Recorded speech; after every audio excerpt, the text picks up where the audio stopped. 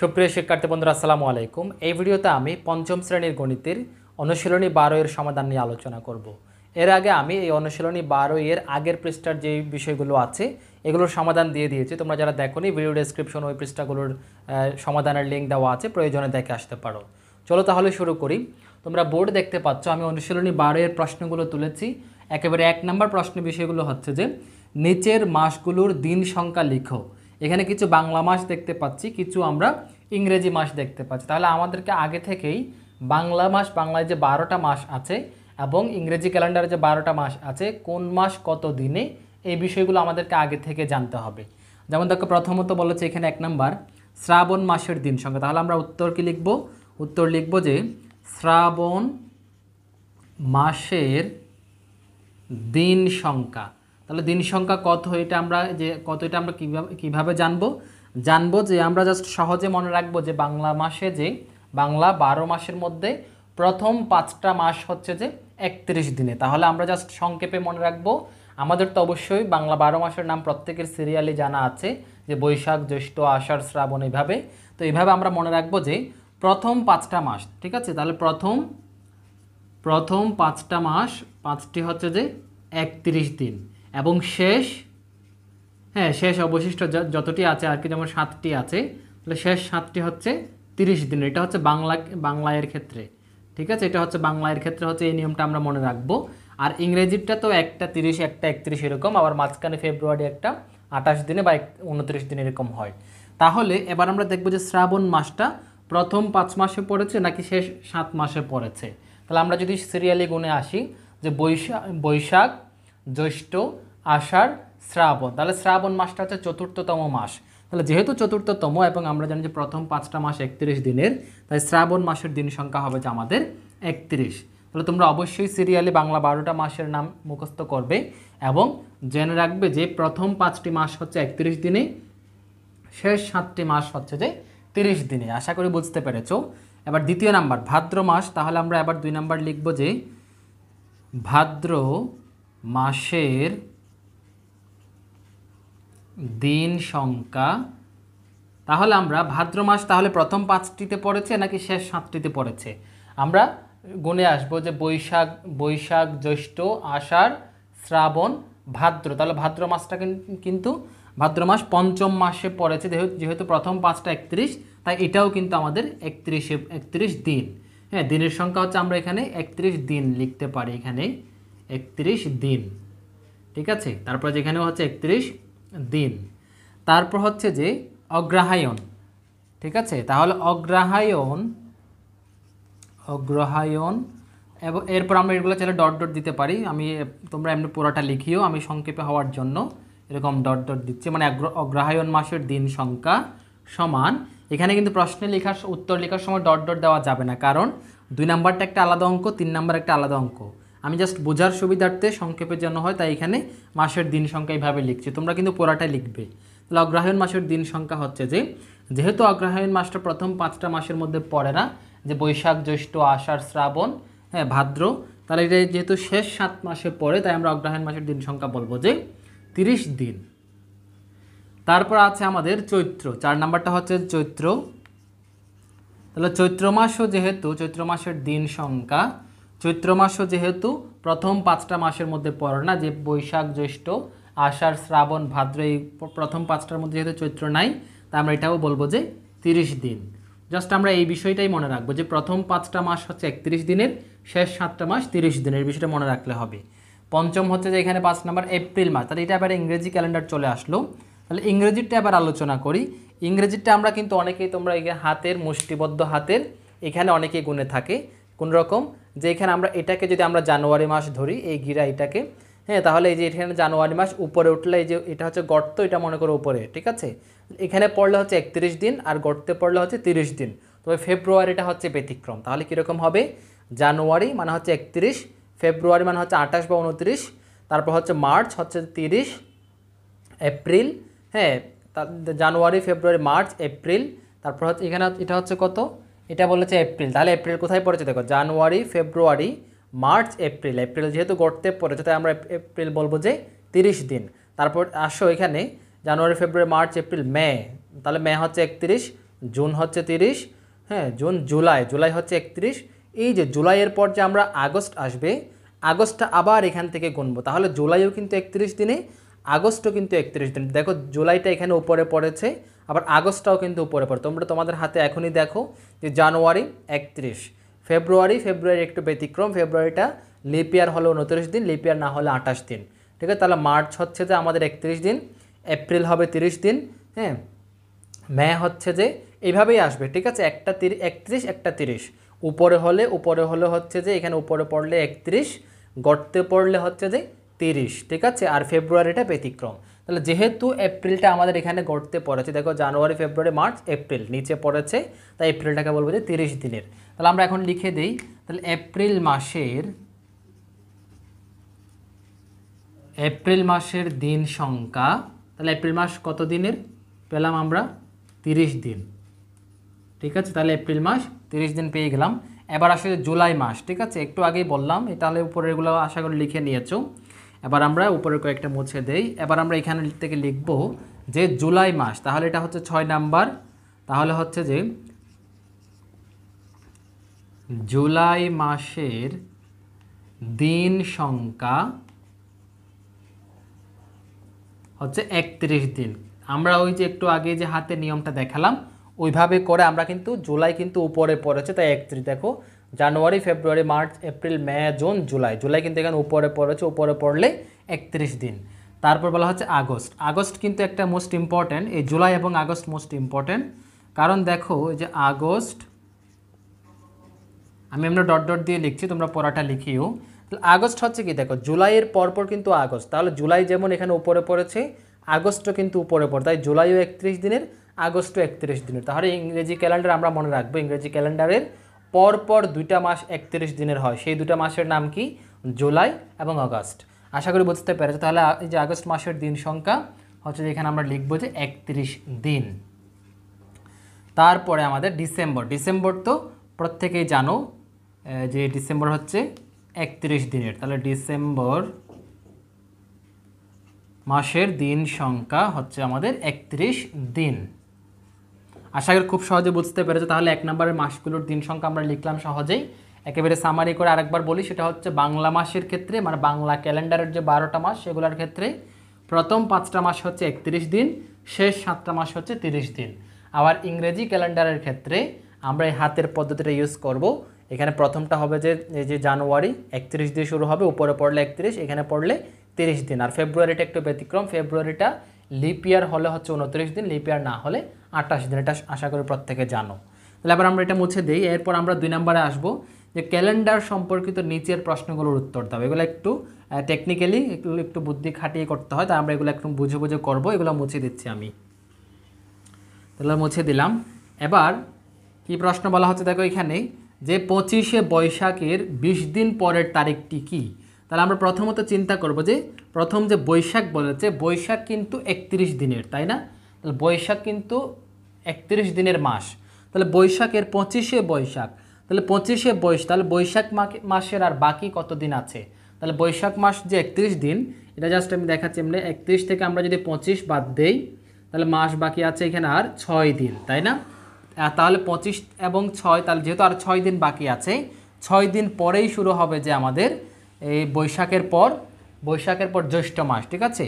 তাহলে বৈশাখের পর জ্যৈষ্ঠ মাস পড়বে, যেহেতু বৈশাখের 6 দিন এটাও যে বৈশাখের মধ্যে চলে যাবে, তাহলে 6 দিন পর অবশিষ্ট যে মাস, যে তারিখগুলো দিনগুলো আছে ওইগুলো বৈশাখের পরবর্তীতে জ্যৈষ্ঠতে পড়বে। তাহলে তারিখটা কি সেটা আমরা এখন নির্ণয় করব। তাহলে লিখব যে হ্যাঁ বৈশাখ মাস, কথাগুলো তোমরা নিজেদের মতো করে সাজিয়ে লিখতে পারো। বৈশাখ মাসের দিন সংখ্যা সমান 31 দিন, সমান 31 দিন, ঠিক আছে। তাহলে লিখবো যে এবার আমরা 25-এ, এবার তাহলে সুতরাং যে 25শে বৈশাখের কয়দিন পর? 6 দিন পর, ঠিক আছে। 6 দিন পর জ্যৈষ্ঠ মাস বা পরবর্তী মাস, হ্যাঁ পর আচ্ছা জ্যৈষ্ঠ লিখে নিই, জ্যৈষ্ঠ মাস শুরু হয়, জ্যৈষ্ঠ বানানটা একটু দেখে নিবে, শুরু হয়।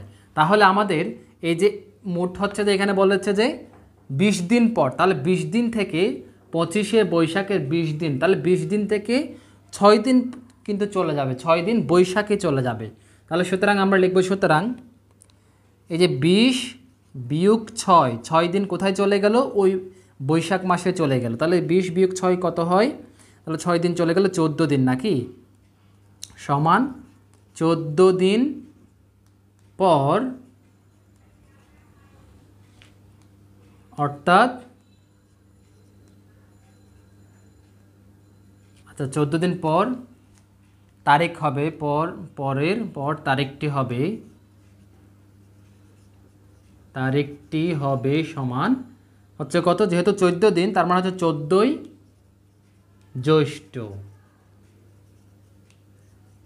ঠিক আছে, তাহলে আমরা 14 দিন পর কিভাবে পেলাম, কারণ এই যে এখানে একটা বিষয় দেখো, এই যে বলেছে বৈশাখ মাসের দিন সংখ্যা যেহেতু 31, বৈশাখ মাসের 25শে বৈশাখের পর, তাহলে 25শে বৈশাখের পর বৈশাখ মাসের অবশিষ্ট আছে আরও 6 দিন, তাহলে 20 দিন থেকে 6 দিন চলে যাবে, বাকি থাকবে 14 দিন।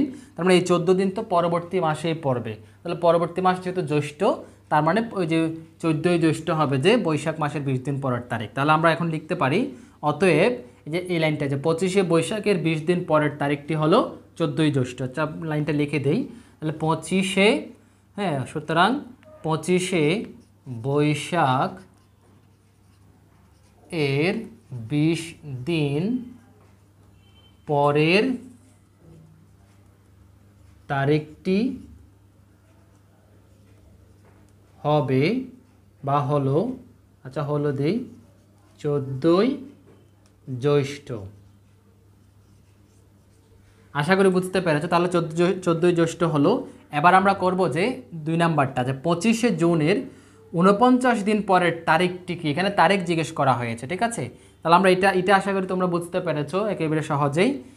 একইভাবে আমরা এখন 2 নাম্বারটা করব। এটা আমি প্রথমত মুছে দেই, খাতায় তুলে নিয়েছো আশা করি তোমরা ভিডিও পজ করে, মানে যদি তোমাদের লেখা না হয় আমি যে মুছে দিচ্ছি, ভিডিওটা একটু পজ করে থামিয়ে তারপর আগে লিখে নিবে, তারপর পরবর্তীতে আবার প্লে করবে। দেখো 25শে জুনের 49 দিন পরের তারিখটি কত। প্রথমত একটা বিষয় আমাদেরকে জানতে হবে যে জুন মাস কত দিনের। তাহলে জুন মাস সেদিন এখানে দেখি আমরা জানুয়ারি, ফেব্রুয়ারি, মার্চ, এপ্রিল, মে, জুন। জুন হচ্ছে 30 দিনের পেয়েছি আমরা। তাহলে 30 দিনের যদি হয়, তাহলে 25শে জুনের পর জুন মাসে আর কত দিন থাকে, জুন মাসে আর অবশিষ্ট থাকে 5 দিন। তাহলে 5 দিন পর এর পরবর্তী মাস শুরু হবে। তাহলে এখান থেকে আমরা 49 থেকে 5 বাদ দিব, 5 বাদ দেওয়ার পর যেটা থাকবে, আচ্ছা আমরা ধাপে ধাপে করি। তাহলে 2 নাম্বারটা, হ্যাঁ তাহলে আমরা লিখব যে জুন মাসের দিন সংখ্যা হলো 30 দিন। তাহলে এবার লিখব যে এই 25শে জুনের 5 দিন পর, হ্যাঁ 25শে জুনের 5 দিন পর জুন মাস শেষ হয়। তাহলে লিখব যে 25শে জুন এর কয়দিন পর, 5 দিন পর জুন মাস শেষ হয়। তার মানে আমাদেরকে যে 25শে জুনের 49 দিন পরের তারিখ বের করতে বলেছে, তাহলে 49 থেকে এখন কয় দিন চলে গেল, 5 দিন চলে গেল। ঠিক আছে, তাহলে 5 দিন চলে যাওয়ার পর এবার আরেকটা বিষয়, তাহলে জুনের পর কোনটা আসবে, জুনের পর আসবে যে জুলাই। তাহলে জুলাই মাস কত দিনের, আমরা জানি জুলাই মাস কিন্তু এখানে আসবে জানুয়ারি, ফেব্রুয়ারি, মার্চ, এপ্রিল, মে, জুন, জুলাই। জুলাই কিন্তু 31 দিনের। তাহলে আমরা যে 5 দিন পর জুন মাস শেষ হয়, তাহলে এবার আমরা লিখব যে এখন ওই যে 49 থেকে 5 বাদ দিব। হ্যাঁ, তাহলে 49 থেকে এখানে লিখি 49 বিয়োগ 5, এটা এখান থেকে লিখতে পারে যে দিন অবশিষ্ট থাকে সমান, আচ্ছা যাই হোক 5 সমান কত হয়, 5 বাদ দিলে এখানে আমরা পাবো যে এই কত, 9 থেকে 5 চলে গেলে হচ্ছে 4, এখানে 4, তার মানে 44 দিন। এখন 44 দিন মানে তো এখানে 1 মাসের চাইতে বেশি আছে, তাই না? তাহলে 1 মাসের চাইতে যেহেতু বেশি অবশিষ্ট আছে, তাহলে জুনের পর যে পরবর্তী মাস যেটা জুলাই আসবে, জুলাই মাস সম্পূর্ণ বাদ যাবে। তাহলে জুলাই মাসের দিন সংখ্যা এখানে আমরা কয় দিন নিয়ে নিব, জুলাই মাস সমান যেহেতু 31 দিন, 31টা দিন নিয়ে নেব। ঠিক আছে, তাহলে এখানে এই কথাটার আগে তোমরা চাইলে লিখতে পারো যে এই অবশিষ্ট দিন সংখ্যা সমান। ঠিক আছে, অবশিষ্ট, যেরকম অবশিষ্ট দিন সমান বা দিন অবশিষ্ট আছে সমান দিয়ে এটা লিখবে। ঠিক আছে, তাহলে এতদিন অবশিষ্ট 44 দিন আছে। এবার আমরা লিখব যে এই জুন মাসের পর, তাহলে জুনের পর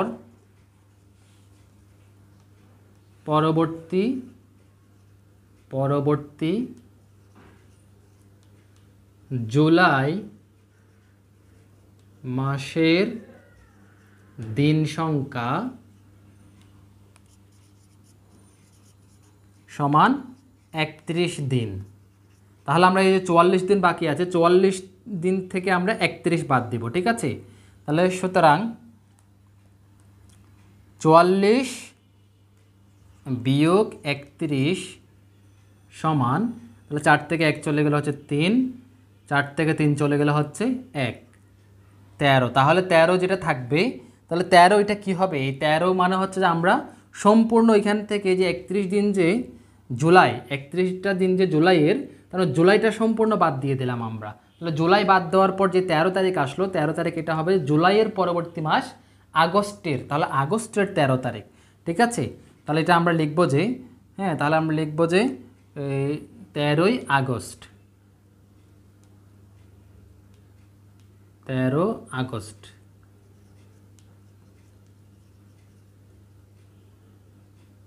আচ্ছা, রস্বই দিই, আচ্ছা 13ই আগস্ট। হ্যাঁ, তাহলে এই যে 13ই আগস্ট কীভাবে পেলাম, বিষয়গুলো কথাগুলো একটু এদিক ওদিক হতে পারে, তবে তোমাদেরকে বিষয়গুলো বুঝতে হবে যে জুন মাসের এখানে বলেছে 25শে জুনের 49 দিন পর, তাহলে জুন মাসের মধ্যে অবশিষ্ট আছে আর 5 দিন, তাহলে 5 দিন পরে জুন মাস শেষ হলে আর অবশিষ্ট দিন থাকে 44 দিন। আবার জুনের পরবর্তীতে জুলাই আসে, এখন যেহেতু এখানে 44 দিন থেকে জুলাই মাসটা সম্পূর্ণ বাদ যায়, তাহলে জুলাই মাস বাদ দেওয়ার পর আমরা আর অবশিষ্ট পাই যে 13 দিন। এই 13 দিনটা জুলাইয়ের পরবর্তী মাস যে আগস্ট আসবে, আগস্টে গিয়ে পড়বে। তাহলে 13ই আগস্ট হচ্ছে আমাদের এই যে কাঙ্ক্ষিত দিন। তাহলে আমরা লিখব যে 25, অতএব, সুতরাং দিয়ে লিখতে পারো, বা অতএব যে 25শে জুনের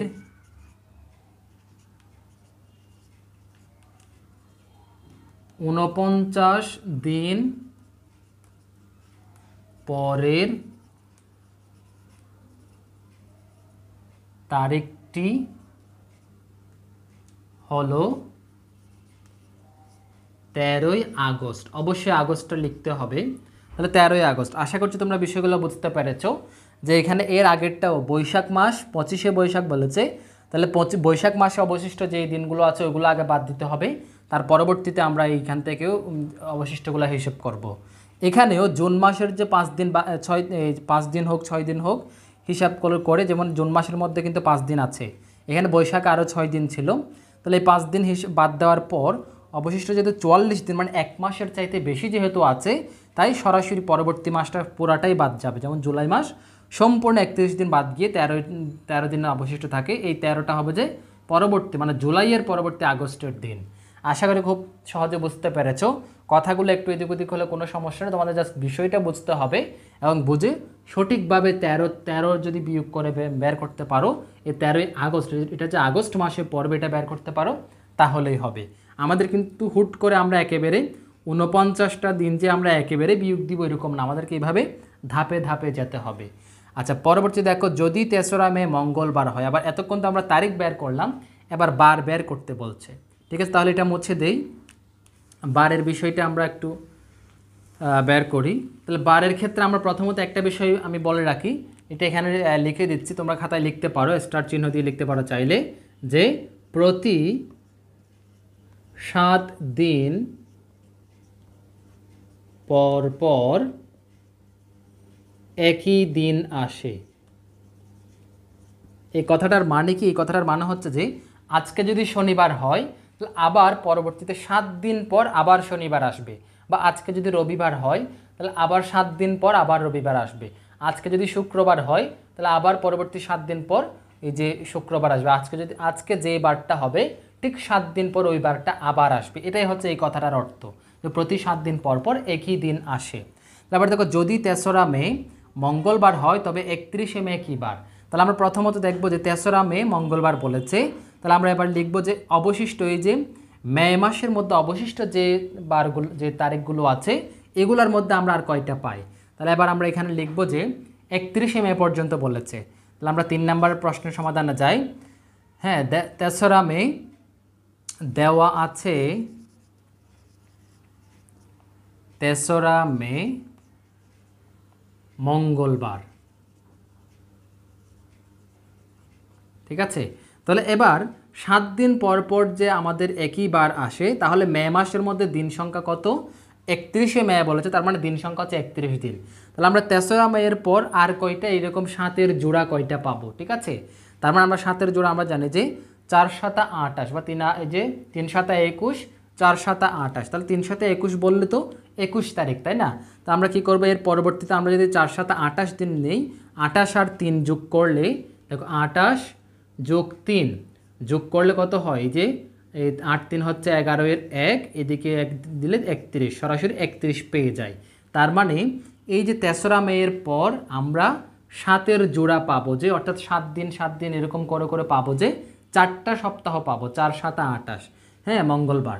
তাহলে আমরা লিখব যে, তাহলে সুতরাং যে 4 গুণ 7 সমান 7, 4 7 হচ্ছে 28 দিন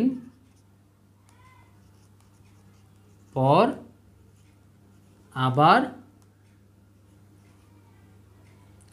মঙ্গলবার আসবে। ঠিক আছে, মঙ্গলবার আসবে। তাহলে এই যে 3রা মের মঙ্গলবার, তাহলে 3রা মের পরবর্তীতে 4 7 28 দিন পরের, 28 দিন পরের দিন, ঠিক আছে, 28 দিনের দিন পরে আবার মঙ্গলবার আসবে। তাহলে 28 দিন পরের দিন সংখ্যাটা কি? তাহলে 28 দিন চলে গেলে 28 দিনের পরবর্তী তারিখটা হচ্ছে যে 29, ঠিক আছে। তাহলে এখন 29 দিন, এটা আমরা 29 তারিখ বলবো না, কারণ এখানে 3রা মে থেকে হিসেব হবে। 3রা মের পর 28 দিন, আমরা কিন্তু 1 তারিখ থেকে 28 গুনি নেই। তাহলে 3রা মের থেকে 28 দিন গুনলে কিন্তু সরাসরি আমরা এখানে দেখিয়েছিলাম যে 3রা মে মানে 3রা 3 তারিখ, 3 তারিখের পরবর্তীতে 28 দিন যদি আমরা নেই, তাহলে কিন্তু আমরা সরাসরি 31 পাই, তার মানে 31শে মেতে এসে পড়ে। হ্যাঁ, তাহলে আমরা লিখব যে সুতরাং 3রা মে এর 28 দিন পরের দিনটি হলো 31শে মে। ঠিক আছে, 31শে মে, একটা এ দাও, 31শে মে, অর্থাৎ 31শে মে মঙ্গলবার। ঠিক আছে, এটা যদি বরাবর মিলে না যেত, তাহলে আমরা পরবর্তীতে যে কয়টা দিন বাকি আছে সেগুলা হিসেব করতাম। তখন বিষয়টা আরেকবার খেয়াল করো, 3রা মে মঙ্গলবার, তাহলে প্রতি 7 দিন পর পর কিন্তু কি আসবে? মঙ্গলবার আসবে। তাহলে 3রা মে এর পরবর্তীতে মে মাস যে আমাদের 31 দিনের, এই 31 দিনের মধ্যে প্রথম 3 দিন বাদ দেওয়ার পর পরবর্তীতে এখানে কয়টা 7 দিন করে আমরা কয়টা পাবো? এখানে দেখতে পাচ্ছি আমরা 7 দিন করে এখানে 4টা পাচ্ছি, 4টা হলে 28। তাহলে 3রা মে এর পর 28 দিন পর আবার যে মঙ্গলবার আসবে, তাহলে তো এই যে 3রা মে এর 28 দিন পর এর দিনটি আমরা 31শে মে পাচ্ছি, যেটাই আমাদেরকে প্রশ্নে জিজ্ঞেস করেছে। তাই আমরা বলবো যে 31শে মে মঙ্গলবার। আশা করি বুঝতে পেরেছো। এইভাবে তোমরা এই অনুশীলনীতে যত অঙ্ক আছে এগুলা করবে। অনুশীলনের আগেও কিন্তু এগুলো উদাহরণের এখানে পৃষ্ঠা নাম্বার কত সঠিক মনে নাই, তোমরা একটু বইতে দেখলে পাবে। এরকম অঙ্কগুলো আছে, এগুলো যখন তোমরা যত বেশি বেশি করবে এই নিয়ম অনুসারে সবগুলা ইজিভাবে পারবে তোমরা। যেমন এখানে এটা করব আমরা এখন 4 নাম্বারটা। তাহলে 4 নাম্বার কি বলা হচ্ছে দেখো, যদি 1 অক্টোবর শনিবার হয় তবে 31শে অক্টোবর কী বার? তাহলে 1 অক্টোবর হচ্ছে শনিবার, তাহলে আমরা জানি প্রতি 7 দিন পর পর একই দিন আসে। ঠিক আছে, তাহলে আমরা প্রথমত লিখব যে দেওয়া আছে পহেলা অক্টোবর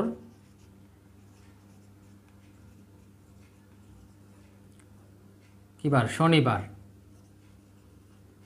তাহলে অক্টোবর মাস কয় দিনের? 1 অক্টোবর। আচ্ছা, এখানে যেহেতু 31 অক্টোবর বলেছে, তার মানে 31 দিনের এখানে বলাই আমরা আগে থেকে জানলাম। এখন তাহলে 31 অক্টোবর বলেছে, তাহলে পহেলা অক্টোবর থেকে 31 অক্টোবরের আগে পর্যন্ত আমরা ওই যে 7-এর জোড়া কয়টা পাবো?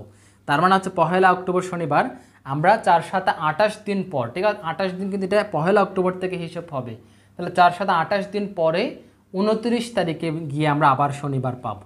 ঠিক আছে, তাহলে আমরা এখন লিখবো যে এই যে 4 গুণ 7 সমান সমান 28 দিন। সুতরাং এই যে 28 দিন পরে, অর্থাৎ এখন এই যে পহেলা অক্টোবর থেকে 28 দিন পরবর্তীতে দিনটা হবে যে 29। এটার মাসটা কি মাস? মাসটা হচ্ছে অক্টোবর। ঠিক আছে, তাহলে অক্টোবর 29 অক্টোবর শনিবার। ঠিক আছে, অক্টোবর শনিবার। এখন আমাদেরকে বলেছে যে 31 অক্টোবর কী বার? তাহলে 29, এই যে 29 অক্টোবর যদি শনিবার হয়, আমরা কিন্তু কাছাকাছি চলে এসেছি। তাহলে 29-এর পর আর দিন বাকি থাকে কয়? যে 30 বাকি আছে, 31 বাকি, আর 2টা দিন জাস্ট। তাহলে 29 তারিখ যদি শনিবার হয়, তাহলে এটা রবিবার, এটা হচ্ছে সোমবার। তাহলে এই যে 31 অক্টোবর কী বার? সোমবার। ঠিক আছে, তাহলে আমরা লিখব যে এবার, সুতরাং এই যে 31 অক্টোবর, 31শে অক্টোবর দিন, অক্টোবর আমরা সরাসরি লিখি অক্টোবর সোমবার, এভাবে সরাসরি সোমবার লিখে দেই। তাহলে এই যে সোমবার, এটা কীভাবে আসলো? শনিবার যে 29 অক্টোবর, তাহলে আমরা এখানে চাইলে এর আগে আরেকটা লাইন লিখতে পারো যে 29শে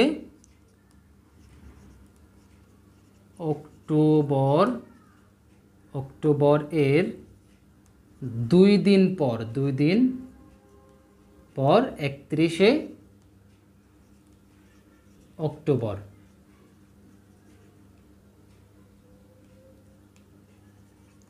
ঠিক আছে, তাহলে 2 দিন পর যে 31, তাহলে 29, তারপর হচ্ছে 30, তারপর হচ্ছে 31।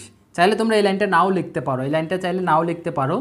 ঠিক আছে, এই লাইনটা না লিখলেও সমস্যা নেই, এটা সরাসরি দেখো যে 31 অক্টোবর সোমবার, এই যে কীভাবে আসলো যে 29 অক্টোবর যে শনিবার, তাহলে শনিবারের পরবর্তীতে 29-এর পর এখানে জাস্ট দেখালাম যে 29 তারিখ, 30 তারিখ, 31 তারিখ।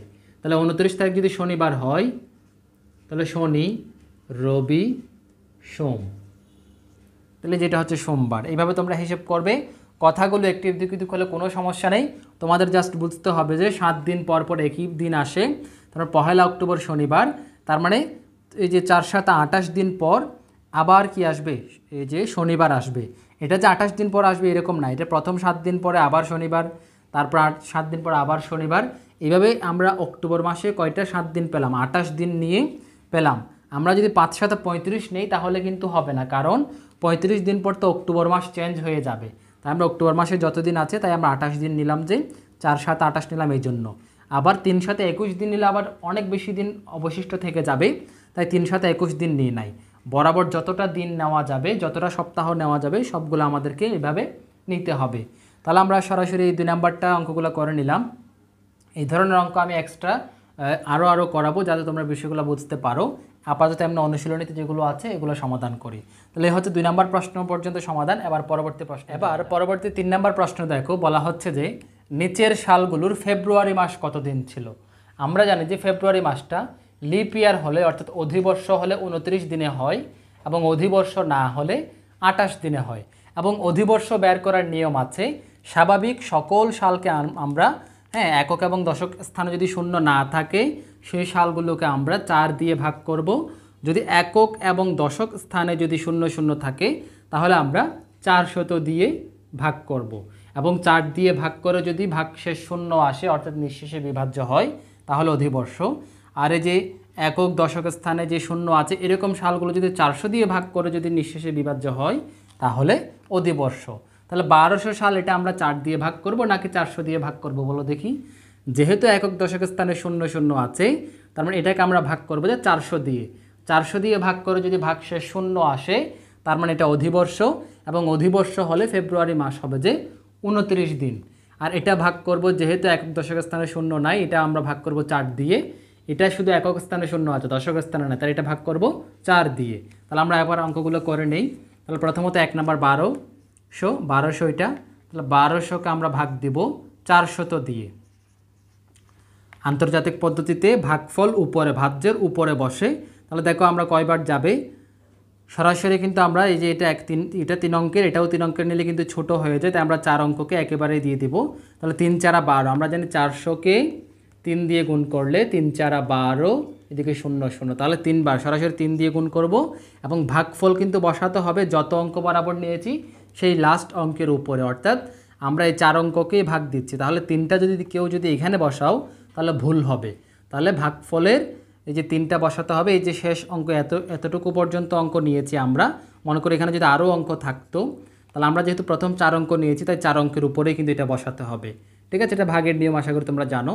তাহলে এখানে 3 বসালাম, তাহলে যেইটা সরাসরি 1200 মিলে গেল, যদি সরাসরি মিলে যায়, হ্যাঁ, তার মানে সুতরাং এই যে 1200 সালটি অধিবর্ষ। ঠিক আছে, অধিবর্ষ মানে লিপ ইয়ার আর কি ইংলিশে যেটাকে বলে। সুতরাং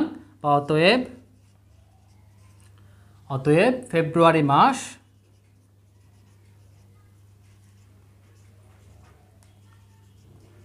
কতদিন হবে, যেহেতু অধিবর্ষ তাহলে 29 দিন, তার মানে 1200 সালের ক্যালেন্ডারের ফেব্রুয়ারি মাসটা 29 দিনের হবে। আশা করি বুঝতে পেরেছো। এবার তারপর 2 নাম্বারটা আমরা করব, যে 2 নাম্বারটা 1692কে আমরা ভাগ দিব 4 দিয়ে, যেহেতু এটা একক দশকের স্থানে শূন্য নাই, তাহলে 4 দিয়ে ভাগ দেই।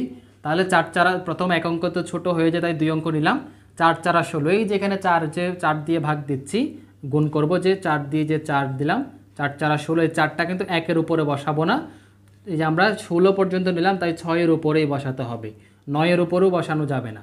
তাহলে 4 4 16, 0 0 লেখার দরকার নেই, উপর থেকে 9 আসবে। এবার হচ্ছে 4 দিয়ে গুণে 8, বিয়োগ করলে 1 আসে, উপর থেকে 2 নামাবো 12, এবার হচ্ছে 3 4 12, এই যে 3 4 12, এটাও তো 0 মিলে গেল, তাহলে নিঃশেষে বিভাজ্য হলো। সুতরাং এই যে 1692 সালটি অধিবর্ষ, অতএব ফেব্রুয়ারি মাস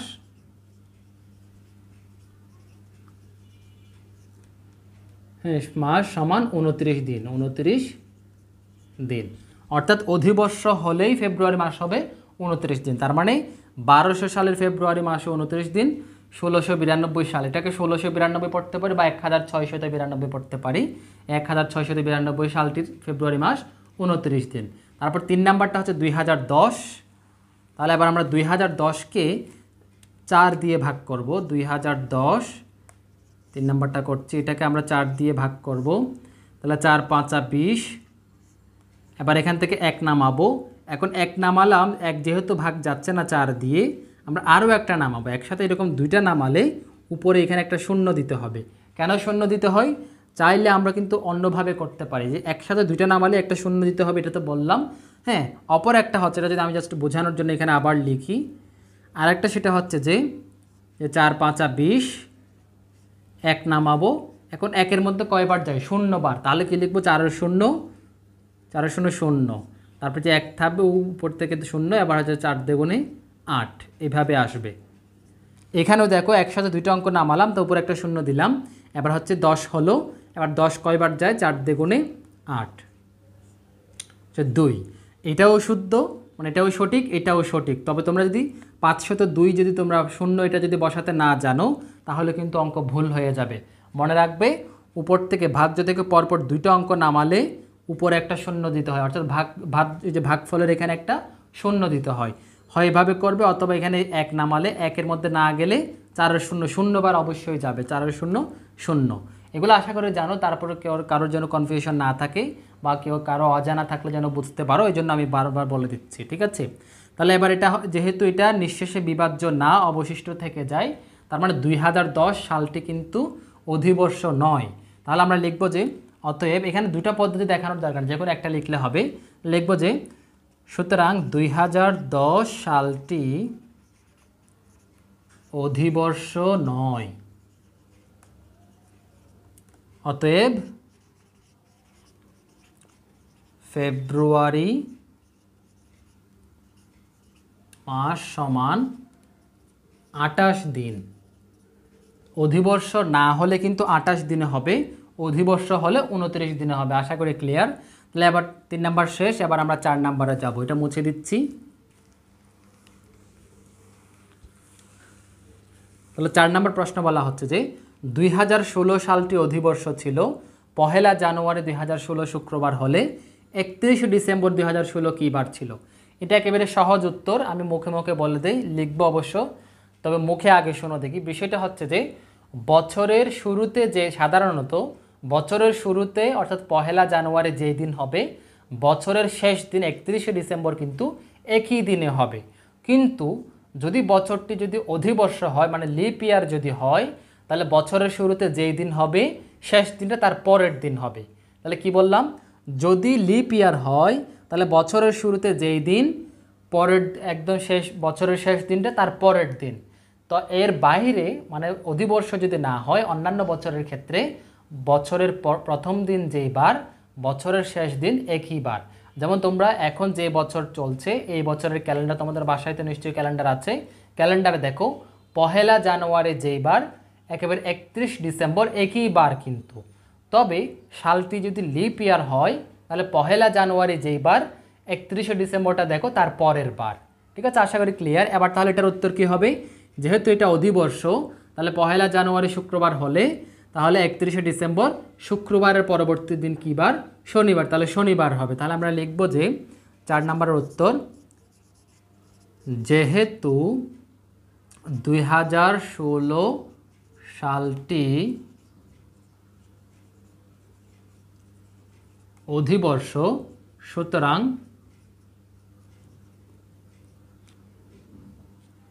1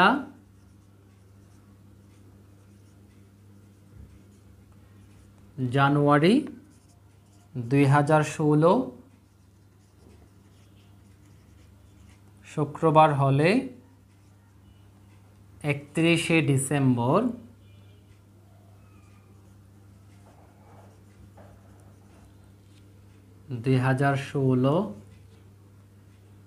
হবে কী বার? তার পরবর্তী, যেহেতু অধিবর্ষ তার মানে তার পরবর্তী দিন, তাহলে শুক্রবারের পরবর্তী দিন হচ্ছে যে শনিবার।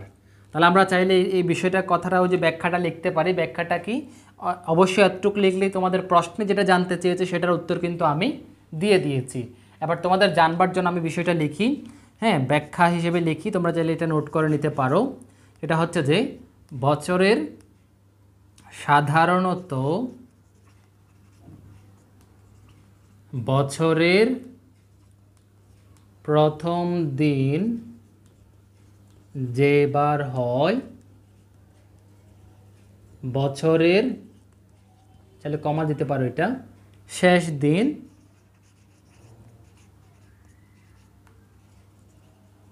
একই বার হয়। তবে বা কিন্তু সালটি অধিবর্ষ হলে বছরের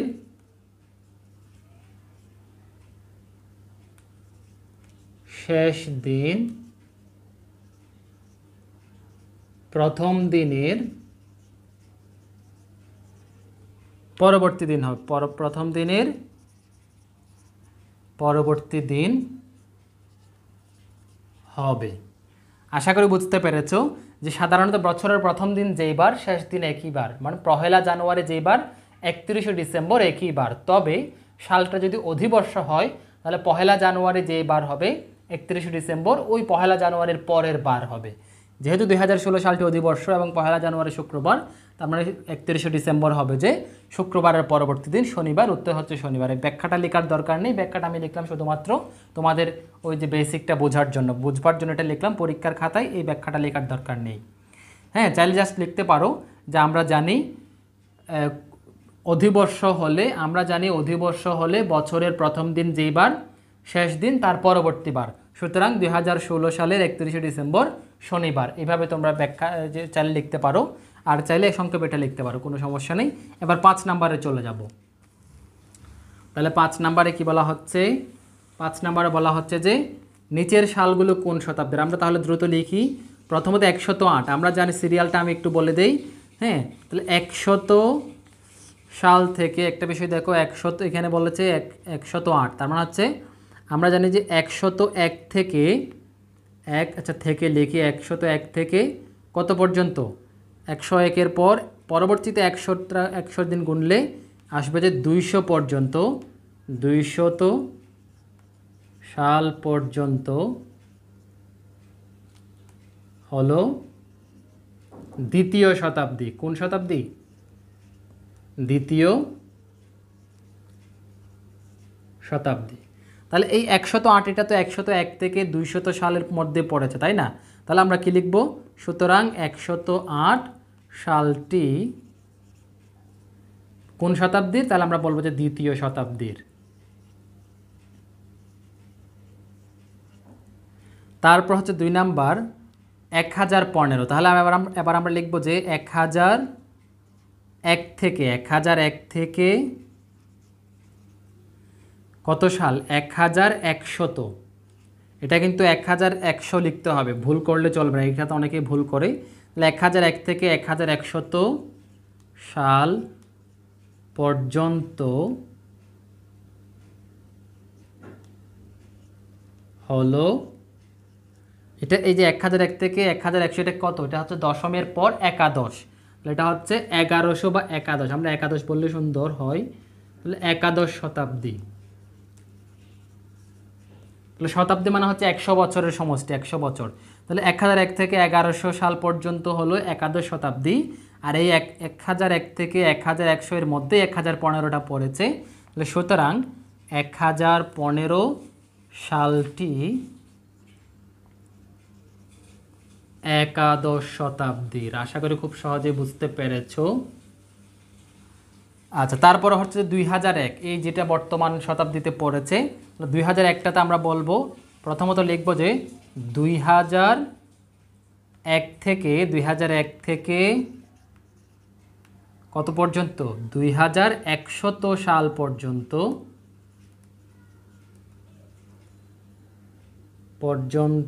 হলো 21 শতাব্দী বা একবিংশ। আমরা কি লিখবো? তোমরা চাইলে 21 শতাব্দী লিখতে পারো। আচ্ছা, 21 দুটাই লিখে দিই আমি। 21 বা 21কে কি বলা হয়? একবিংশ শতাব্দী।